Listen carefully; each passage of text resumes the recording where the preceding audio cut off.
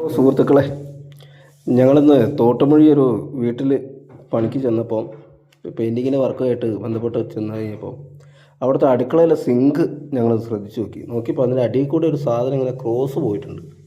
അതെന്താണെന്നുള്ളത് കാണിച്ചു തരാം. ഇത് ഫെറോസിമെൻറ്റിൻ്റെ ഇത് വെച്ചതാണ്.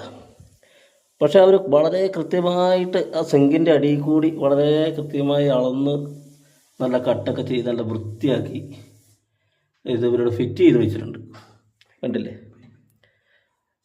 പക്ഷേ ഞങ്ങൾക്കൊരു സംശയം കുടിക്കുക വെച്ചാൽ ഇതിൻ്റെ ഉള്ളിൽ കൂടെ എങ്ങനെ ഈ താഴേക്ക് ഒരു പൈപ്പ് നമ്മൾ പുറത്തേക്ക് ഇറക്കും എന്നുള്ളതിനെ പറ്റി യാതൊരു ഐഡിയ ഇല്ല. ഞങ്ങൾ തോട്ടുമൊഴിയാണ് സ്ഥലം. ഒരു പിടുത്തം കിട്ടുന്നില്ല. ഇത്രയും നല്ല ഫെറോസിമെൻറ്റിൻ്റെ വർക്കുള്ള ആളുകളൊക്കെ ഉണ്ടെങ്കിൽ ഒന്ന് അറിയിക്കണം.